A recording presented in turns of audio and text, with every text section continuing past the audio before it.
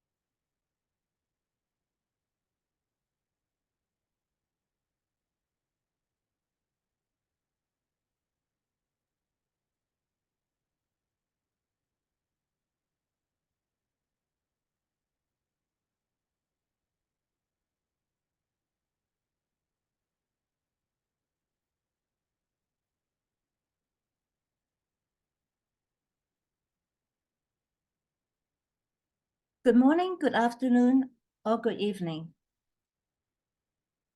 depending on where you are joining us from today. Welcome to the IFLA Continuing Professional Development Working Place Sessions, Working Place and Learning Sessions webinar on the employers and employees key players in continuing professional development. As the chair of the IFLA Continuing Professional Development Workplace Learning Sessions, it's my pleasure to host this event that acknowledges the vital contributions of both employers and employees to the growth and learning within our profession. Today, we are here to explore and understand the significant roles the key players hold in the realm of continuing professional development. Should you have any questions for our speakers, feel free to submit them through the Q&A features of this Zoom webinar. This webinar is a testament to our commitment to global collaboration and is heartening to see it come to life through the support of our regional division committees from Europe, Latin America, and the Caribbean, the Middle East and North Africa, and Sub-Saharan Africa. Now, let me introduce you to our esteemed speaker, who will be enlightening us with their insights. We are honored to have with us Katarina Isberg, a renowned library director at Lund Public Library, Sweden, with a rich background in various library sectors and a focus on management and development. Katarina brings a depth of experience in creating inclusive and resilient work environments. Joining her is Dr. Gillian Harlem, an accomplished library and information science practitioner, educator, and researcher. Her extensive career spans across continents and sectors, and we are thrilled to benefit from her wealth of knowledge in libraries and professional learning. And last, but certainly not least, we have a Turod Sigmund, chair of the IFLA Europe Regional Division Committee, who will be masterfully overseeing our Q&A session. He will facilitate the dialogue after the presentation, so please have your questions ready. These will be followed by a wrap-up from chairs of the 4 regional division committees. And thank you all for being here with us today. Your presence signifies your commitment to professional development, and we hope that you leave this webinar with new perspectives and strategies to implement in your respective organizations. And without further ado, let's begin our journey of learning and collaboration. Welcome once again. Now, let me pass the floor to the first speaker, Katarina Isberg. Katarina, the floor is yours. Thank you very much, Helen, and thank you very much for the invitation to join this webinar. And I will start with sharing my screen so that you can see the presentation that I have prepared. Striving for success, unleashing the power of potential through CPD. I really think that there is so much potential within our organizations, and we can get free that through using continuous professional development. And as Helen said in the introduction, I'm now library director in Lund Public Libraries, and I will tell you a little bit about that. A brief introduction, and then I will move into why we work with continuing professional development, what my view of continuing professional development, how it is part of the strategy, and end with some of what I think about the future. But to start with, Lund is in the southern part of Sweden, and you can see a map of Europe here, and I hope that you all can see the presentation. Lund is one of the oldest cities in Scandinavia, with one of the 100 highest ranking universities in the world. So some of you might have heard about Lund University. I'm working for the municipality of Lund and the public libraries of Lund. And of course, we have collaboration with the university. Lund is, as many other towns and cities in the southern part of Sweden, we are part of something that we call Greater Copenhagen. And many of you know that Copenhagen, that's the capital of Denmark, another country. So we have, in this area, we have this joint collaboration between us, between the two countries. And Lund is growing. Right now we are around 130,000 inhabitants, and measuring from a Swedish point of view, we are the number 12 city in Sweden. So as you can see, we are not that, we don't have that many inhabitants in our larger cities in Sweden as we might have in many other countries. But looking at why do we need to change? Why do we need to have continuous professional development? There is a South theoretiker whose name is Stacy, and he said a couple of years ago that we live in a time which is characterized by a high degree of disagreement and a high degree of uncertainty about what the future looks like. And when you are in that complex environment, you really need to work in new ways. You can't solve the issues and the problems and the opportunities in the same way as you did before. So we need to develop, and we need continuous professional development. And our surrounding world is changing. We need to become much more flexible, and we also need to become much more fast moving.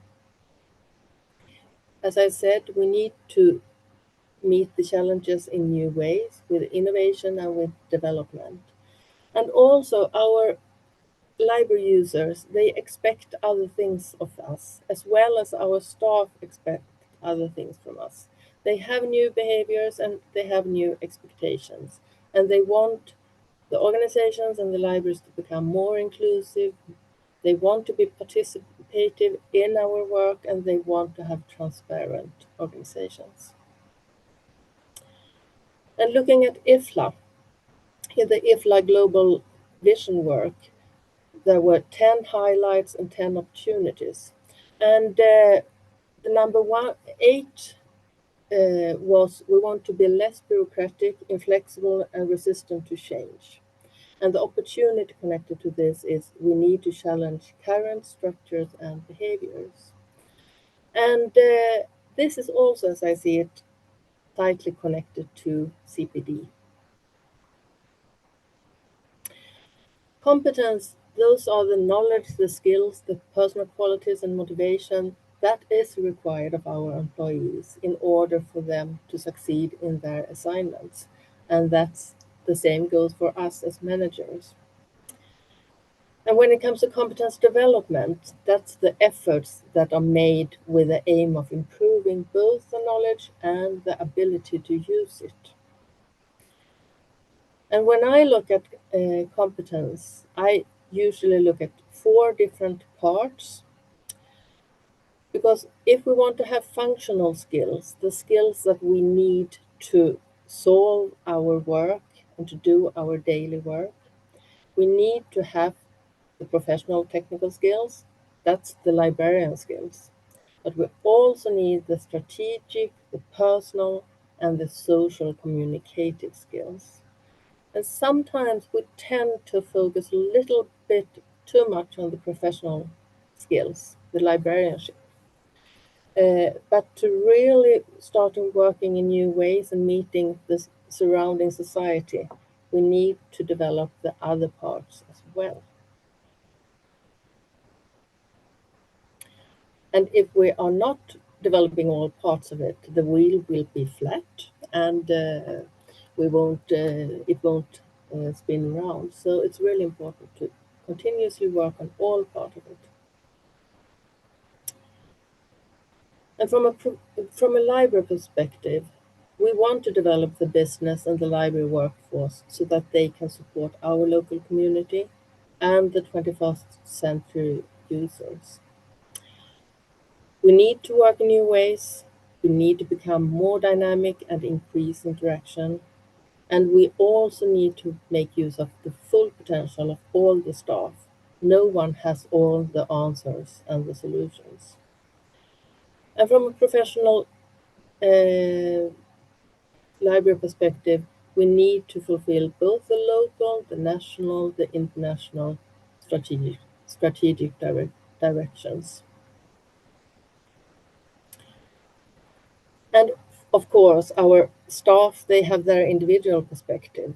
And of course, they also want to develop the global library and the workforce to support the surrounding, the local community that they are part of. We want to develop the skills. We want to get new personal qualities and have motivation to succeed in the daily work.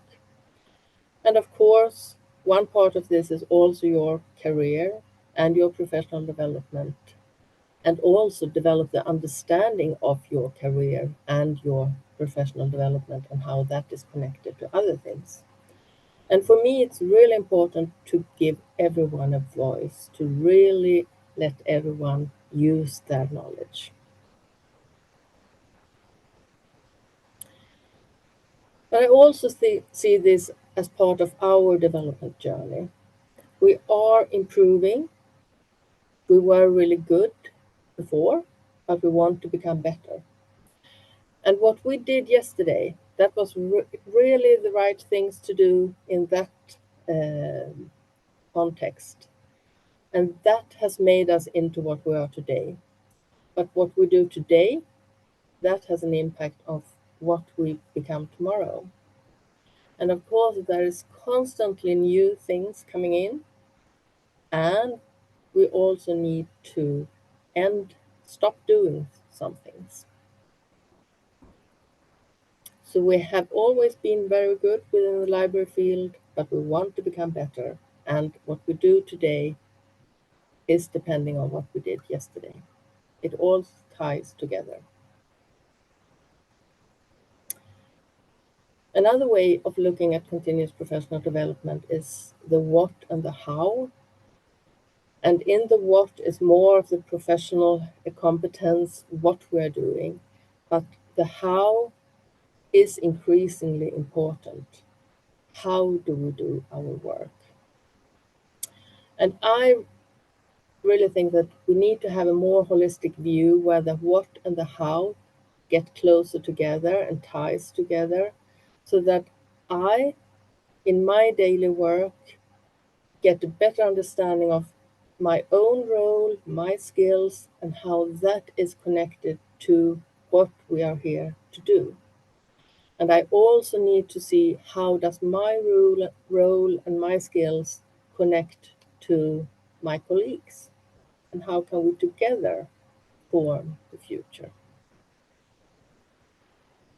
And then you can look into the strategic plan, because we all have to work towards the same goal.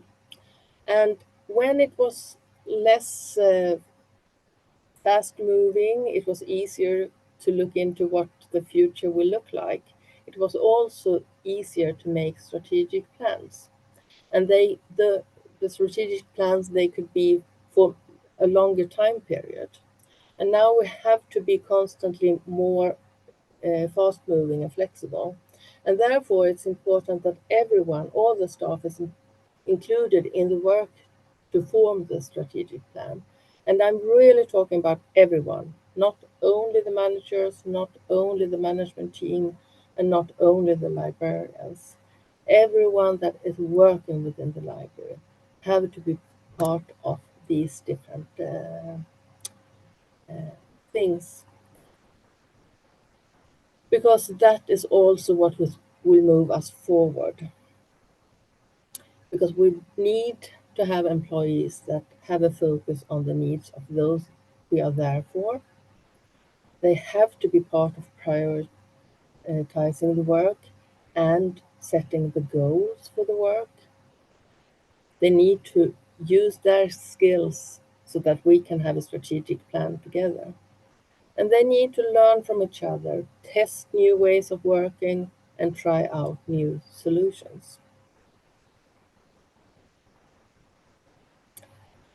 And in this, we come to another highlight and opportunity of the IFLA Global Vision. The number 10 highlight: our young professionals are deeply committed and eager to lead. And the opportunity connected to this is we must give young professionals effective opportunities to learn, develop, and lead. And of course, this is something we need to work on in the workplace as well as in the global library field. And that also sometimes means that you have to give a little bit of your own space to give that space to others.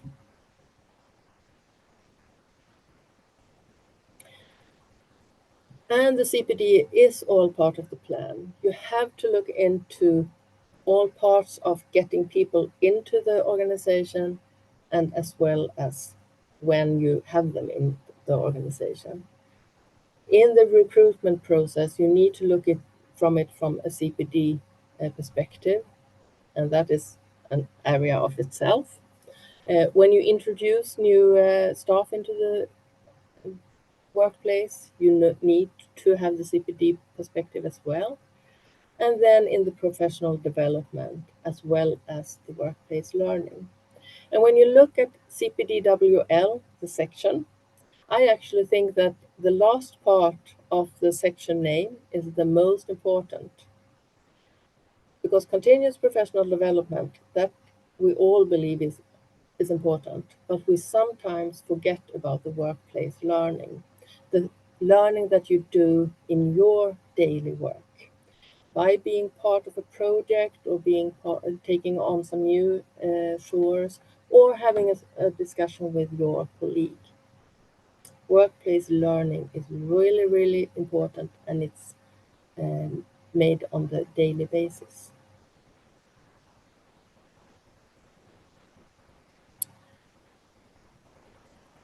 And when you look at the workplace learning and the CPD, you need to know what do you want to achieve, the objective with it, and then choose which kind of initiatives that you want to use. And there are so many different kinds of initiatives, and I've listed some of them here. And one that I really like a lot is to shadow a colleague. And you can really see some new things when you follow someone in their steps for an hour, or a couple of hours, or a day. And when you have chosen what kind of initiative to be used, you plan it and you execute it, and then of course you follow up. And you report back to the organization, but the reporting must be in a way that the organization can take it back and not long written reports that maybe just will end up on the desk and not be read. So even there you can use new ways of doing it. So how do we then unleash the power of potential through CPD when we are living in this time of high degree of disagreement and uncertainty about what the future looks like? Well, you need to handle uncertainty.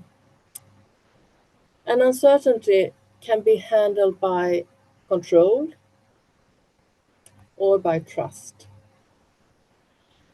And I firmly believe that we need to really move into trust. We can't control everything. We can't measure everything. We have to trust more. Give space. And an important thing that we have been working a lot with in Sweden is something that was done on a national level with the research-based delegation of trust, the Swedish delegation of trust.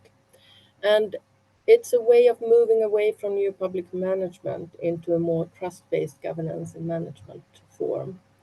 A governance and culture and working methods with a focus on the purpose of the business and the citizens' needs, where each decision level actively works to stimulate collaboration and a holistic perspective, build trusting relationships, and ensure that the employee can, wants, and dares to help the citizen, where you really move the power away from the management level to the ones meeting the citizens, where you really work on giving all levels the tools and the possibilities to have a holistic perspective, but also to take decisions and to act on those. The Swedish delegation of trust also say that working on trust-based management, you move into having dialogues instead of written reports. You have knowledge and you work on the skills and take advantage of all the employees' and managers' knowledge and abilities. You open up much more for participation, influence, and responsibility. And this is also something that we can see within the library field. For example, with design thinking for libraries, which Chicago Public Library and Aarhus Public Library was working a lot with a couple of years ago. There is a lot of participative methods, but we need to use those also when we work with our staff and develop that. And also it builds on using the creativity of the employees and giving them the space to use that creativity. And of course, a clear structure paves the way for this, but the rest is created by the culture of the organization. And there are some guiding principles to have trust and have positive expectations in the meeting that you have or in the work, to focus on the citizen, their experience and knowledge, really understand what is needed, to have a more holistic, comprehensive view where everyone takes responsibility for everything, for the whole of the business. Give space for action where you delegate powers and mandates, welcome co-decisions. You can't take all the decisions yourself because you don't have the full picture. Where the support for the organization is close to the core business instead of very, very centralized. And where you have a learning culture when knowledge is rewarded and continuous learning is rewarded. And where you have an openness, where you share information, where you welcome dissent, and where you respect criticism. And my last picture of this part is to really work on developing the workplace culture. And for me, it's really important to make room for new initiatives, to work in new ways and have the CPD that gives you the tools to work in new ways. to have a culture where it is okay to make mistakes, because from the mistakes you learn. And instead of trying to find out who made that mistake, see it as a learning situation and learn from it. Have openness and transparency to move power away from the managers to the staff, empower the staff, and to build trust. And as managers and in our daily working life, we need to challenge, we need to inspire and support, because we are not the one to succeed. It's others that can succeed. And then we need to be brave, open, transparent, honest, and develop a learning culture where everyone learns from mistakes. And this is from a management team meeting that I had during the last year, where we are learning together. So, libraries for the future. We can see that we have shifting values within the libraries, but also in the surrounding society, and we need to act on those. We have other attitudes. We can see that a lot in social media, for example, and that is also something that needs to be connected to how we use and work with CPD. And we have new behaviors, both from our patrons and library users, as well as from our staff. And this has impact on our services, and we need to develop. And for those that want to see something about how you can work, I've done a research collaboration with a psychologist at the Lund University, Magnus Lindén, and we had an article that was published during the fall 2023, Understand and Reflect on Own Practice. So that can be something to read. And then, of course, also I've been talking a little bit about the delegation of trust. That can be something as well. So, strive for success. Unleash the power of potential through CPD. Because together, we will be able to create the libraries for the future.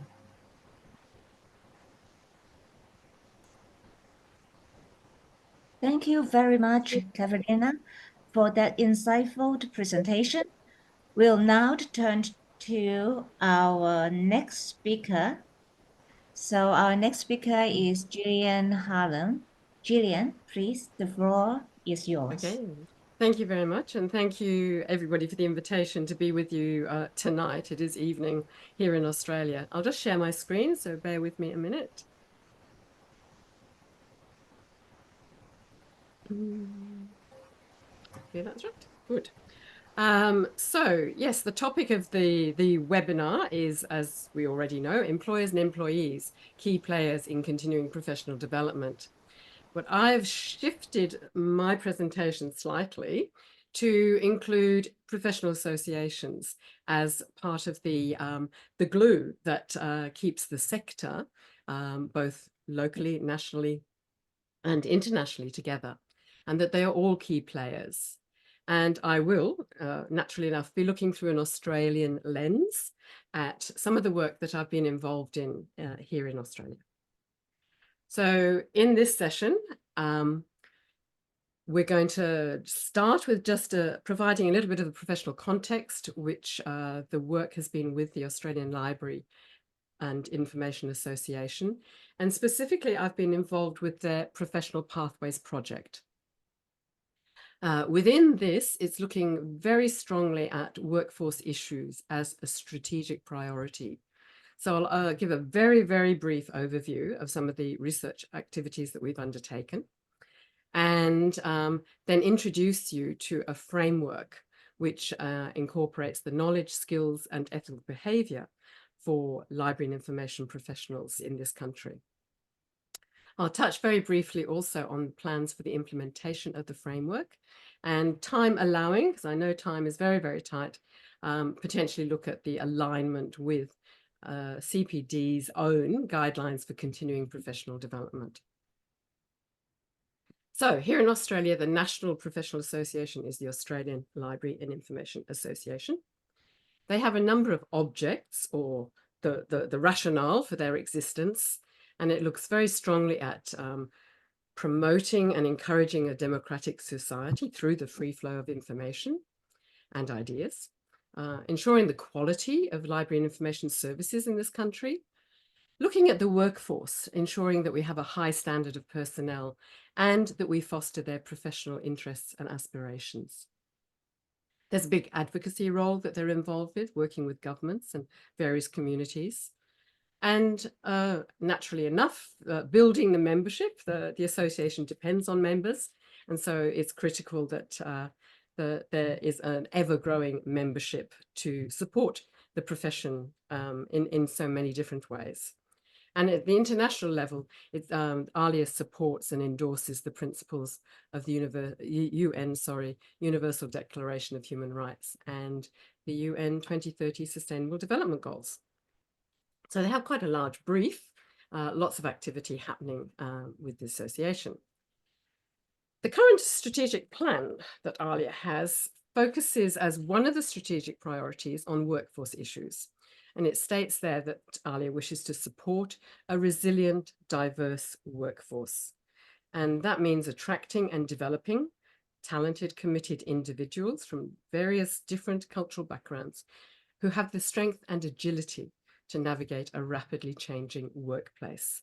And I think that in a way encapsulates Katarina's presentation about all of the change that is happening and the diversity of approaches that is required to ensure that employees and employers are working towards similar goals. So diversity has served here as a key concept. Australia is a very multicultural society, and the profession inevitably must respond to that diversity of different cultures in the organisation, in the country, sorry. Now, the Australian population already does enjoy a very rich diversity of library and information services, and that's within one service, but also the public library sector, academic libraries, special libraries, school libraries, etc. So very many diverse types of organisation. But what's coming to the fore is an expanding diversity of skills and expertise that is required to work in the library and information profession. So the contemporary workforce, and again here Katarina highlighted some of these things at the beginning of her presentation, but here in this country, the trends impacting on the workforce are very much around socio-demographic changes, the expansion of urban environments, and Australia is a heavily urbanized country. Obviously a huge country, but the regional and rural areas are very often a very, very long way from the big cities, and that presents all sorts of challenges for those working in libraries. Katarina touched on rapid technological innovation, and we're all very worried or concerned or challenged by what artificial intelligence might bring us. Skill shortages is a big issue in this country. We have very, very low unemployment rate, and that's resulting in an intense competition for workers to get the right workers. And there's concerns that the traditional education pathways through, for example, just through a university course or through a college program is too linear, too rigid, and certainly in this country, too expensive. The costs have been rising. And employers are actually saying, well, the educational outcomes aren't really meeting our needs. We still need to train them in so many different ways once they actually come to our organizations. So ALIA is really concerned about the impact of these trends on the workforce and how the LIS profession itself might be regarded as sustainable looking forward into the future. So it's, as an association, is committed to everybody across the sector and supporting them all through their career journey. The board of directors of ALIA saw these changes, these trends, as the foundation to establish a project to reframe the LIS sector And that would depend on having a really clear understanding of the knowledge and skills required for professional practice today and into the future, a clear appreciation of our professional values and ethics and how they might differ from other fields of practice, and then also fostering active participation in professional development and lifelong learning, again, for all the reasons that Katerina has already explained. So we need to embrace a dynamic and changing workforce. Again, Katerina highlighted the changes that are happening, but the profession it's not new to have to change, to adapt to changing environments to meet client expectations. And it's not going to cease in the next 5 years, 10 years, or any time in the future. So changing that dynamicism is really, really critical. And as the provision, certainly in this country, of collections and services becomes more multicultural, one of the outcomes is being that more wide-ranging qualifications, people with all sorts of different degrees or experience, are finding work in and contributing productively to the sector. They're not necessarily librarians or library assistants, but it's the commitment to the values and ethics of the profession that have served as a drawcard for many people to want to enter and work in the cultural sector and in the library field specifically. So the Professional Pathways Project, this has been an initiative to create a strong, diverse and future-ready library and information workforce. So the goal of the project was really to undertake the research that was required to fulfill that vision, to achieve that vision, and to undertake the really in-depth research on specific key issues that I'll highlight just now. It sounds a very big project, but it was a small project team driven by Trish Hepworth, who's a director responsible for this area of activity with ALIA in the head office in Canberra, and Phoebe Weston Evans. However, the stewardship, it was really important of having a cross-sectoral Professional Pathways Advisory Board, which had 16 members from literally every area of practice in the library and information sector. And there was also fantastic support from the media and communications teams to keep the project alive in the eyes of librarians and the workforce across the whole country. So the timeline was 2020 to 2024, and I've only probably got about 10 minutes left to cover everything there is to know. So basically, it's about people. So people are at the heart of the project, and that's both employers and employees. And as, again, Katerina highlighted, the need to hear everybody's voice is really critical. And so it's an opportunity to engage and consult with people from different areas of practice at different career stages. So from students and new graduates through mid-career, right the way through to experienced leaders and representatives of our peak industry bodies. Certainly different geographical areas across this wide land, and to include ALIA members and non-members. It wasn't just about members. Not everybody working in the sector is a member of ALIA, but ALIA still has a vested interest in potentially attracting more members. So this screen here highlights the issues that we wanted to cover in the background research. So what does a library and information professional look like today? What are their competencies? And how do different skills framework present this very diverse, wide spectrum of knowledge and skills that are required?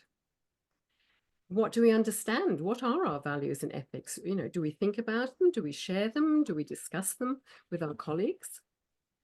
And again, from that educational side, what are the different qualification pathways, not only in Australia, but in other countries? And what's changing? Those emerging trends. Are you an accountant, an architect? There might be new pathways to join your career of choice. Might we look again at changing our understanding of how to become a library and information professional? Can we do it better? And how do we then encourage and support career-long learning? So all of this led to the first part, which was a technical report, which discusses the literature review and environmental scan in considerable depth. The key recommendation from that was to develop a framework of skills and ethical behavior. So the next step was to then go out to the people. We had 11 focus groups where we discussed professional identity, professional learning, and individual career journeys to inform the concept of the framework. What should it cover? What should it not cover? What shape or form might the framework take? That led to the development of a draft framework, and that was then taken further out for consultation. We sought feedback on the draft framework through consultation workshops, both face-to-face and online. A number of QA sessions, very often targeting professional groups, so health librarians or law librarians or academic librarians, etc., where they came to talk about specific questions. And then we had an online survey, which people could complete some prompts, some questions, and then formal written submissions. And altogether, more than 1,300 people provided responses, which was a very, very good situation, I think, to be in. So there are 3 written reports which discuss all of those steps in building the evidence base. There was also a parallel research project, which I should highlight, which was specifically targeting the school library sector, which has a number of different issues, but a lot of parallels as well. So that was written in tandem by Dr. Lynn Hay, and that's also available for you to read as well. So it really was an opportunity for open dialogue. And as I mentioned before, the wide engagement of people across the sector, across the country, and across their careers. But the big consensus, the major area, was that everyone agreed with professional learning being of central importance to everyone, whether you're an employer or an employee. And once again, you know, that's just an encapsulation of Katerina's ideas that she has shared as well. There were some concerns in our discussions about some employers. One of the trends, shall I say, in the LIS sector here in Australia is that a lot of key positions, a lot of senior management positions are held by people who are not necessarily with a library background. They've come in from other areas. And so there were some concerns about how the framework, how those working in the sector could help these very talented people understand more about LIS areas of practice and to introduce them to the vast diversity of knowledge and skills that are actually required. So those needed to be addressed. And there are also concerns about employees too. Some may find it difficult to conceptualize their job role as not just what you do, but that it is involving your knowledge, your skills, and your experience. There was some criticism of some people who get their piece of paper, they've got their degree, and then they think, now that's good enough, I've got my job, and that's all, I'm happy. That's fine, I don't need to do any more. So those sort of career stasis situations can actually lead to potentially mediocrity in the library collections and services that are offered to the public in Australia. So it was really critical to try and overcome some of those hurdles and to engage people in career-long learning. So we looked at the notion of a framework, fundamentally to take all of these massive ideas and words, etc., and provide a graphical representation that is the knowledge and skills that are required.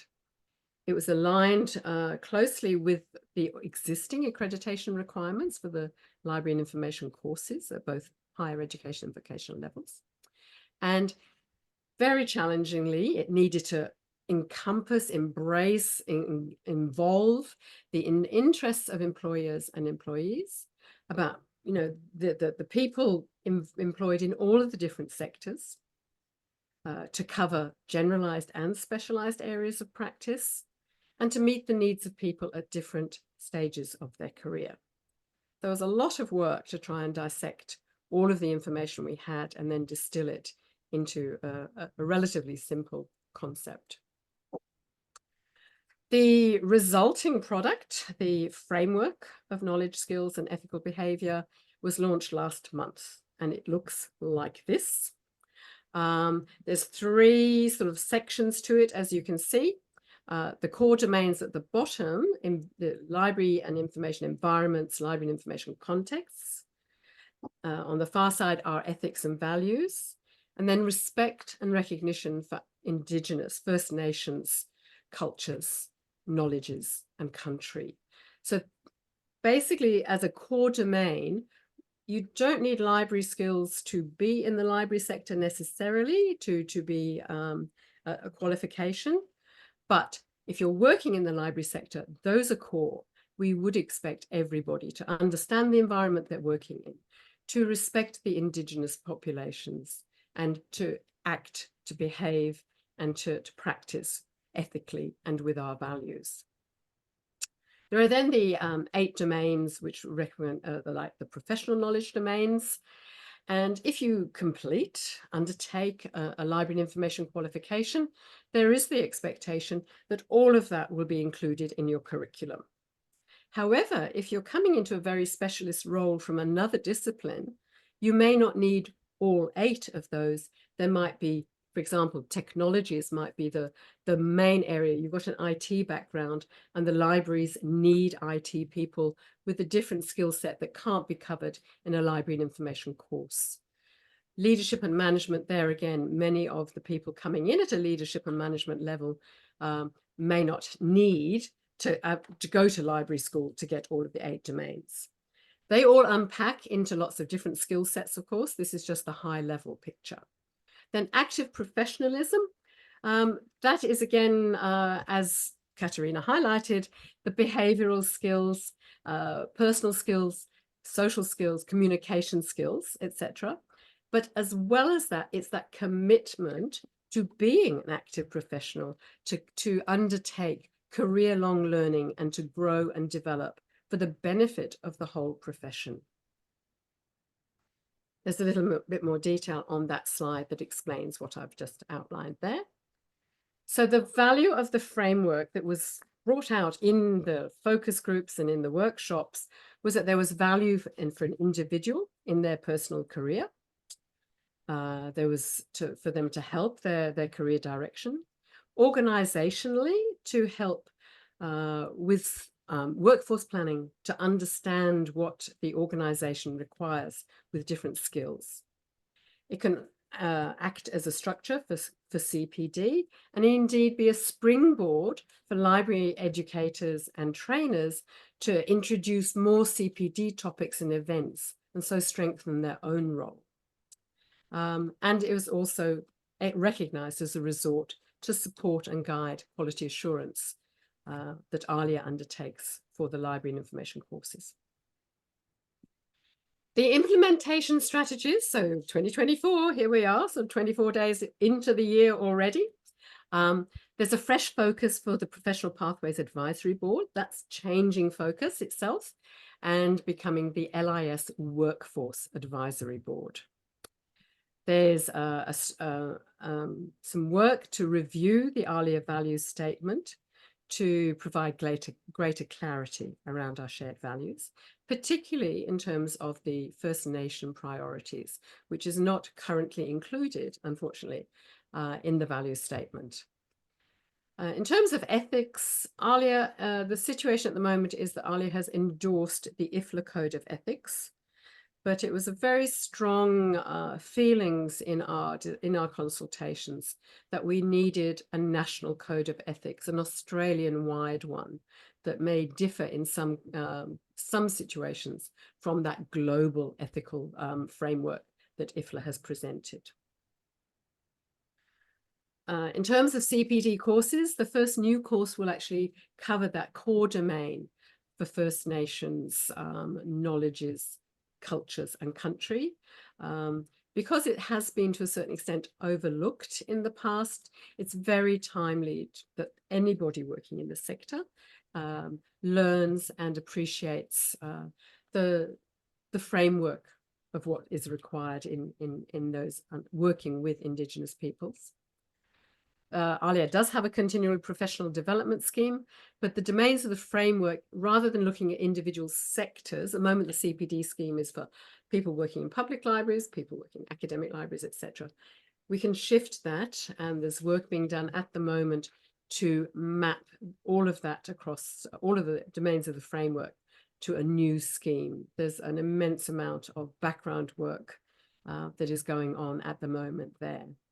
And also the scheme's being opened up to other non-members, not just single categories of members, but all members. We have general members, there are sort of professional members, there are library technician members. So it's broadening it up. So anybody who is a member of ALIA can get involved in the CPD scheme.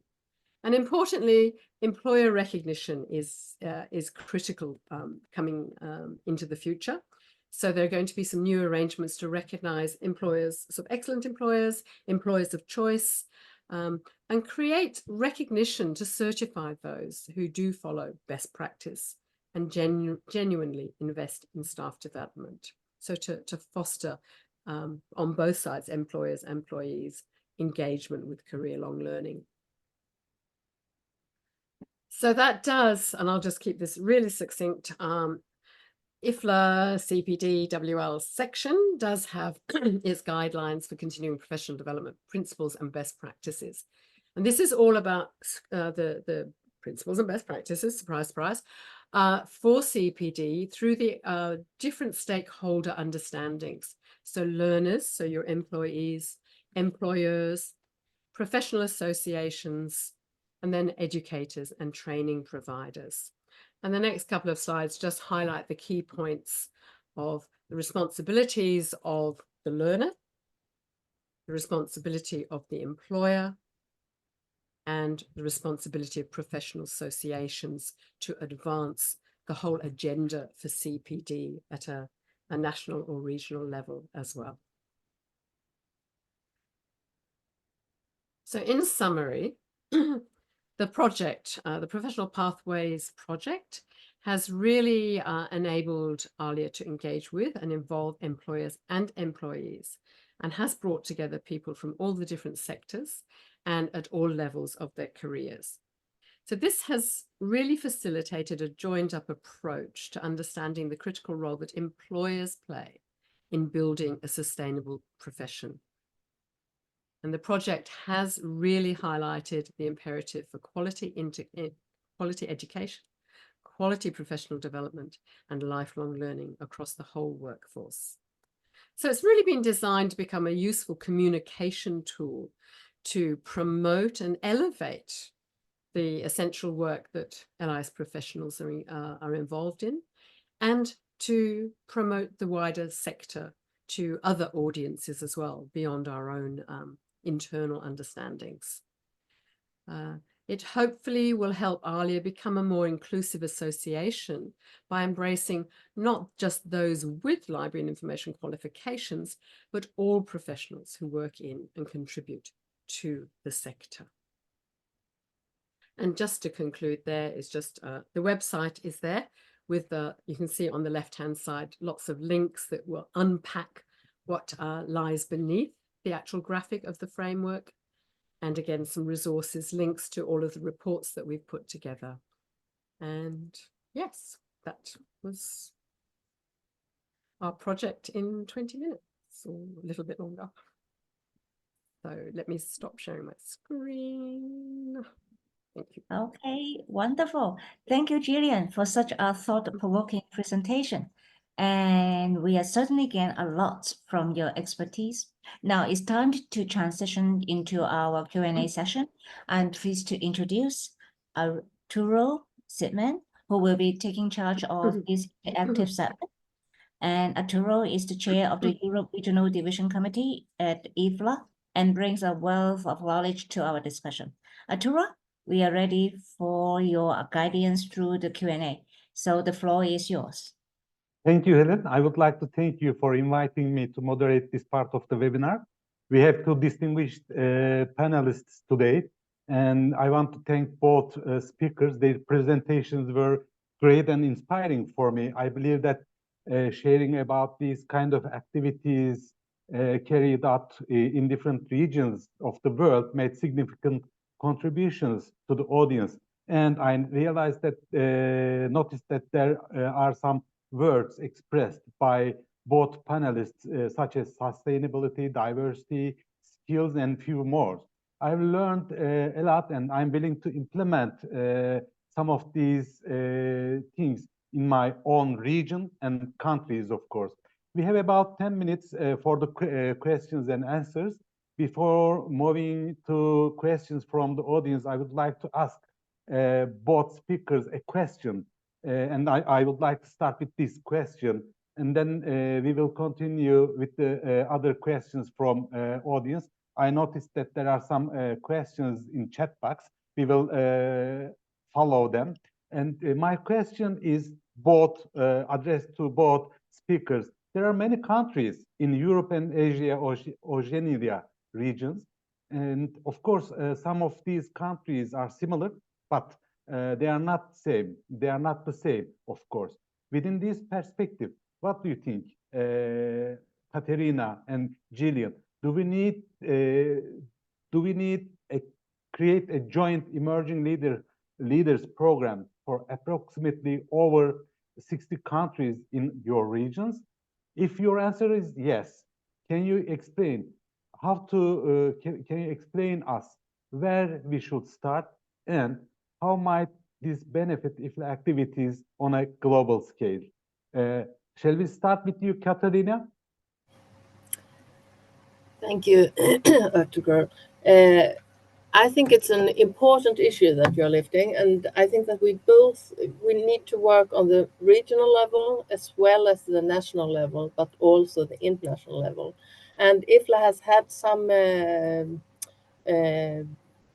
initiatives in the past, and I think that you could build on those. But then also I think that if you do something on the national level, you can connect the national initiative to different webinars and different things that are happening in all the different IFLA sections, because there is so much going on.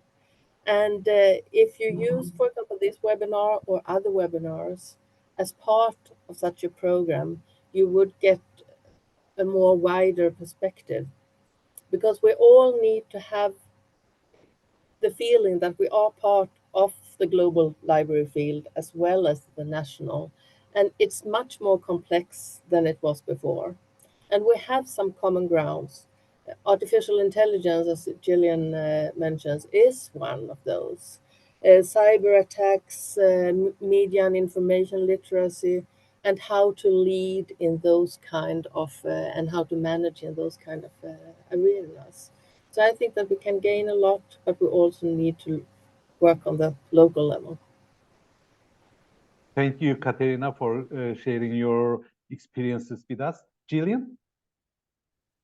Yes, well, like Katerina as well, I'm aware of the initiatives that IFLA has been involved in over the past decade with the INELI, so the International Network of Emerging Library Innovators, I think it stands for. And that it's been a big program with funding, obviously, from Bill and Melinda Gates through the Global Libraries Initiative. But they all had regional focuses. All right, so there was, I think, 7 different programs. So looking at ASEAN, so in our area, ASEAN, India and South Asia, and Oceania, the Pacific. So there's sort of that huge 60 countries. They try to do some sub-regions to try and get things going. And then there's also, as are the regions of IFLA today, Middle East and North Africa and Sub-Saharan Africa, Latin America and Caribbean, and the Balkans had their own as well. So there's, if that work has been done, the way forward be surely build on what has been done. Don't lose that. The investment's been made. So I'm honestly not sure about how those programs were evaluated, what reports came out of it, whether there were, recommendations for improvements or anything like that. But IFLA already has got so much within its own, territory to use that word. So, and there are also other leadership programs. I know here in Australia there's one which is called Aurora, and that is either face-to-face for 5 days, an emerging leaders program, or a 7-week program, but that's open to applicants from Australia, New Zealand, Southeast Asia, and the Pacific Islands as well. So again, I'm sure Mortensen Center in the United States takes a very international perspective as well. So there's a lot out there already that IFLA can tap into or coordinate. But I think the key steps really are, funding, the sponsorship to make it all happen, especially if you want to bring people together, and the costs of travel are getting so much more expensive.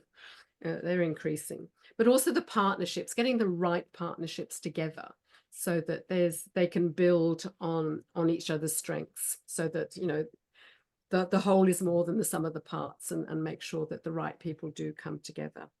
So those would be my 2 key hints. But again, having not just theory but also practice involved, so that those participants in any program not only build their own networks, but actually do something for their own organization, for their city, for their region, and for the world.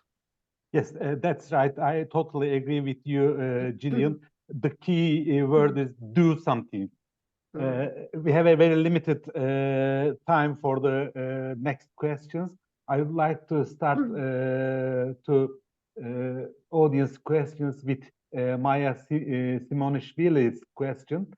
She is asking a question to Katerina, I guess, and she says that I have one question. What to do when manager has gaslighting methods?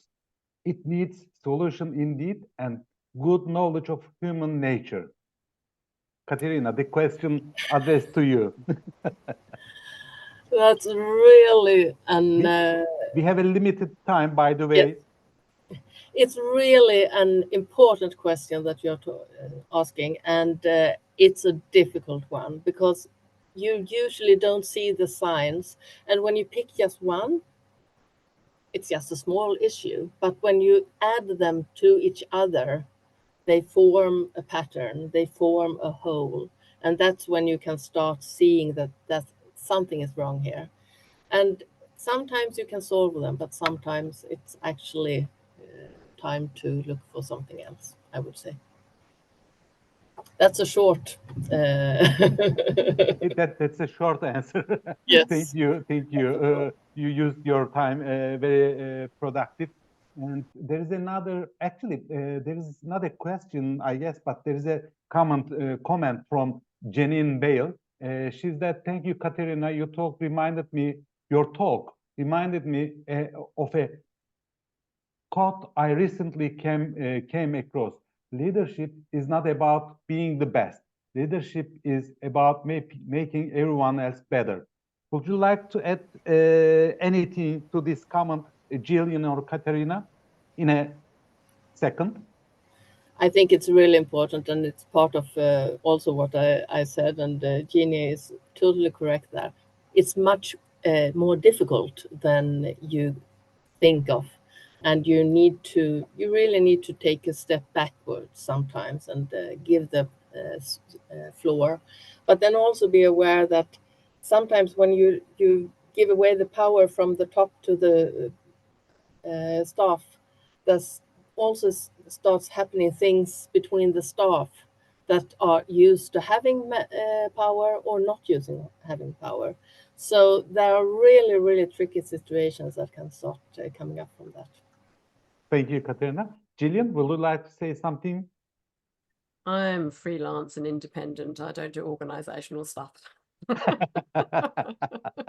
Okay. But I do understand. I have, and that's one of the reasons.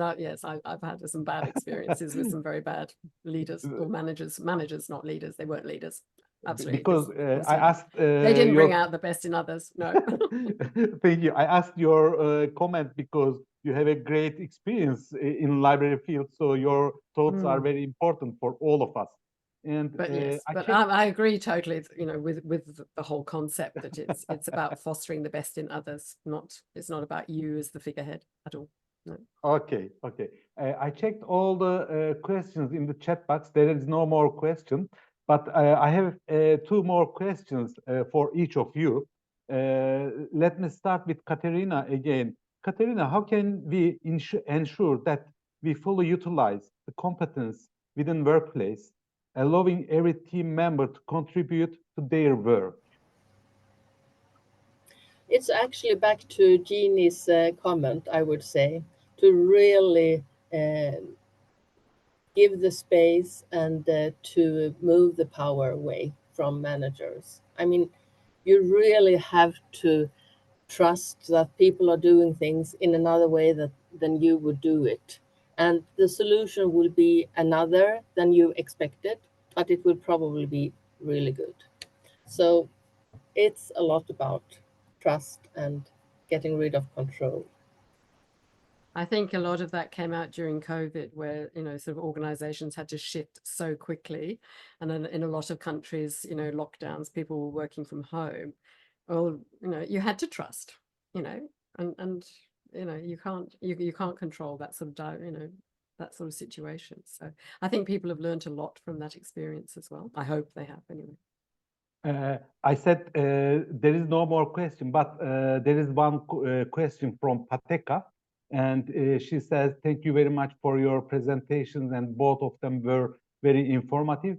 At the Africa RDSSA, we are still at a very premature stage where a capacity development committee has been established that cut across various parts of the continent with library associations and those without an element that creates mobilization of the trainees very difficult. In your experience, what would be an ideal option to map out competencies required without being biased to lead less advanced countries? Who wants to answer this question? Well, Or give it a go. both of Yes, you, yeah, of course. yeah, that's right. Well, I mean, certainly the work that you know, we've done in building the framework and constructing the framework, there'd be the opportunity to sort of test it in different countries and see to what extent that does map to what they're required. Just to have you know, sort of some graphical understanding. Again, that was what we needed to do. I mean, you can just produce documents and documents and documents and nobody's going to read them. Whereas to have sort of some images that are attractive and bright and easy to understand, then that's a first step to getting people on the bus, you know, I think. But yes, I can appreciate that in you know, some countries, it is very, very difficult. But that's where networking, I think, as well, could be so important to be able to do that. But I don't underestimate the challenges that you do face in that situation. But and a professional association is made up of its members, right? And it's the people who work who make the association. So it's finding leaders, shall we say, in those communities who can step up and okay, you know, come on board with me, and you know, we need to do this. But again, you know, political situations, economic situations can be so different in many different countries. I acknowledge that. Okay, actually, we have finished our Q&A session, but there are three more questions in the chat box. If possible, shall I continue with these questions, Helen? Okay. I think we can collect all the questions, and I will send it to the speakers and let them reply the attendees' questions after, because I'm sure lots and lots of attendees will have more questions, you know, even after the webinar. Okay, then we may do it that way. And for now, I have to finish this part of the webinar. Then we will continue with the other presentations and speeches. Thank you, Helen, and thank you for answering all the questions, honestly, Gillian and Katerina. Thank you. Yeah, thank you, Arturo, and also thank you, Julian and Katerina, to answer the questions. I'm sure we may have overrun of the webinar a little bit today. However, it's worth for us to do so. So as we approach the conclusion of today's enriching discussions, I would like to extend a heartfelt thank you to all of our speakers and participants for their invaluable contribution. And it's now my privilege to invite the chairs of the 4 IFLA regional division committees to provide us with a wrap-up of the key takeaways and insight from our sessions. So first, let's have Arturo Pittman, chair of the IFLA Europe Regional Division Committee, who has so skillfully overseen our Q&A session. So following him will be the chairs of the Latin America and Caribbean, the Middle East and North Africa, and the Sub-Saharan Africa Regional Division Committees. We share their perspectives too. So let's start with Arturo. Thank you, Helen. As many of you know that IFLA has 6 regional division committees work to support advocacy and the development and delivery of action plans that respond to the needs of library field across the region in the line with IFLA overall strategy. Europe Regional Division represents a diversity of backgrounds and experiences, but then acts on behalf of libraries in the region. Meanwhile, there are 20 representatives from 20 different countries in the committee. I have to say that there are over 60 countries in Europe region IFLA classification, and emerging leader programs and continuing professional development programs are key topics of the action plan for next 2 years of the Europe Regional Division. The library community in the European region is engaged in several activities to identify future library leaders and managers. For example, the Emerging Leaders Program is run by the LIBER. Another important initiative is the programs provided by IFL, a global organization in the EU region. These and similar efforts need to continue and spread throughout the region. There are some larger libraries run annual professional development programs in our region. For example, British Libraries International Library Leaders Program is one of them. It's open to mid-career librarians around the world. It's not a national or regional program. It's open for worldwide.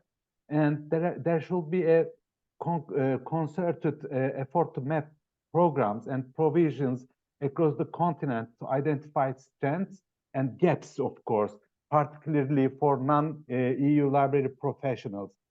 That's why we are collaborating with IFLA sections such as CPDWL, and of course, we are open to getting a bigger network for professional development for worldwide. That's all I can say right now. Thank you, Helen. Thank you, Arturo. And then next will be Jeanette LeBond Ramos. Yes, thank you. Good morning, everyone. Really, both presentations have provided us with extremely important information about continuing professional development in all of our regions. So I want to thank you to both speakers for the important information that you share with us. Throughout both presentations, we have explored the essential role that employers and employees played in continuing professional development. I want to highlight one of Catherine's comments about the importance of knowing the current changes in our work environment in order to implement strategic plans that are functional, and also about all that include staff so they can use their knowledge and have a voice. And I think that is important and essential part of our continued professional development. With the initial phrase, employees and employer are the heart of projects, Gillian has highlighted that crucial need to incorporate knowledge, skills, and ethical behavior into our work environment to achieve future improvement. And I think too that are very important aspects to consider. Overall, this webinar has served as a valuable platform to foster collaboration and mutual understanding between employers and employees in the pursuit of sustainable professional growth. So I want to thank you, Helen, for the invitation to come in, and the participant, to the speaker, Katerina and Gillian, for the excellent presentation and recommendation, and to the organizing team for contribute to its success. And final, I want to say, let us continue to work together to strengthen our professional community and move toward a future of continued learning and sustainable development. So thank you, and I'm sorry for my English. So that is all. Thank you. Yeah, thank you, Janet Lebon Ramos, Chair of the IFLA Latin America and Caribbean Regional Division Committee. And next we will have Saif Aljiba, Chair of the IFLA Middle East and North Africa Regional Division Committee. Thank you, Helen. Thank you for having us, and thank you for organizing this very informative webinar. And we hope that we will continue our cooperation as a regional committees with the CPDWL division section and with other sections in IFLA. Of course, today's webinar was very informative, and I hope that we take myself and other viewers who are attending this webinar, we hope that we take the lesson that we as employee and should work to develop our self, because this is the key thing. It had to start from the person himself. Even if we have a resistance from our workplace, if we have the initiatives and the demand, we will build a strategy in our organization, and we will find a way to get it done and get it through within our organizations and within our associations as well. And I like to highlight what Galian said, and it's a very good example that I think we in the Middle East region and other regions of the world should take as a lesson from this for the ILS National Association, that we should work. We should have strategies to develop to help our professionals to develop their skills year by year, because maybe in some areas of the world it's more difficult for associations to work given the situation in each country and in each regions. And I'm speaking here about MENA, for example. Many countries in MENA have difficulties, social difficulties, peace difficulties, other difficulties. That's why they have more issues to deal with as individual and as associations.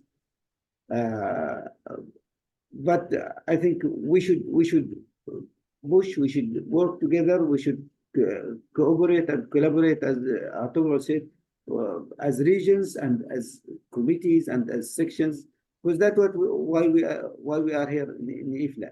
is to work together and to learn from each other and to help each other. And I'd like to thank you again, Helen, for giving us the chance to attend this webinar and to participate with you. And we hope that cooperation will continue. Thank you. Thank you. Thank you very much, Saif. And then we will have Ayanda Labalai, the chair of the IFLA Sub-Saharan Africa Regional Division Committee. Ayanda? Thank the you. floor is Thank you, yours. Helen. Thank you in particular to our two presenters. That was very, very good. You have given us so many assignments to take up from there. In the Sub-Saharan Africa Regional Division, we have parallel context related to professional development because of the many different countries that are within the region. And these countries have different governance structures at national level, even at association level, even at organizational level. They have different governance structures, policies, and cultures too. So that makes the career paths of the librarians in there different because of the context they operate in. And that context, like I think both Katrina and Gilead have mentioned that it's very dynamic. So because of the dynamic nature, there is continued, even should I say, migration of librarians, both nationally and internationally. So career paths are different also because people come into the profession coming from different backgrounds. So it's also important that when we map out a career development pathway, we also are considerate of how the person got into the profession, which links to Katrina's point where she said there's responsibility of the learner, which I would say is the employee or the librarian, the employer, who in some cases is not a librarian at all, but they just need a service of a librarian. So that person also has to be brought in. And there is also the nature of the association. So all these, the person who's learning, the employer and the association, they have different profiles, which make mapping and bringing together one program that can fit all very, very impossible. But what I like is we have committed ourselves as the Regional Division Committee in Sub-Saharan Africa to have professional development program, particularly focusing on the early career entrants, or what you call emerging leaders. And that initiative is also linked to another initiative that is done by the Regional Council, where they want to focus on emerging leaders. So I think this presentation, it's very timely. It's very timely. It would give us more action points, which I believe we can't finish in the term, but we can leave for others to continue. So on that note, I would say in the African Regional Division, we need, I think we are all early career. We all need development, particularly the committee. My committee is, I'm very proud of the committee. It's mainly young, energy-filled people who want to be developed. So while we think of developing others, we also need systems to develop ourselves. So having said that, I've taken quite a lot, and I think my colleagues in here have taken, and we really appreciate the European community for reaching out to all the divisions, because a collective learning and growth of us as part of the leaders is also important, so that we become meaningful leaders, not just managers. I thank you. Thank you so much. Yeah, thank you, Ayanda. As we close today's sessions, I want to express my sincere thanks to everyone for their active participation and insightful contributions. A special acknowledgement to our speakers today, Katerina Eastberg and Gillian Harlem, for their inspiring presentation, and to Arturo Simon for his adept handling of our Q&A sessions. I'm also grateful to the chairs of the 4 IFLA Regional Division Committee, including Jeanette Lebon Ramos, Saif Ajiba, Ayana Labale, and also to Roche Semen for their thoughtful summaries and the spirit of collaborations they fostered during this webinar. To our attendees, your questions and engagement are what make these sessions so valuable. So if we don't have chance to answer your questions today, please send me your questions that I have provided you my email in the chat box. So our thanks go to each of you for being a part of this important conversation about continuing professional development. And before we part ways, I'm pleased to announce that the next CPDWL Continuing Professional Development Workplace Learning Sessions webinar focused on technology's impact on our profession is scheduled for March 30th. So mark your calendars, March 30th, as this promises to be another engaging and informative sessions that you won't want to miss. Further details will be shared in due course, and we look forward to seeing many of you there. Until then, may you all continue to learn, grow, and innovate.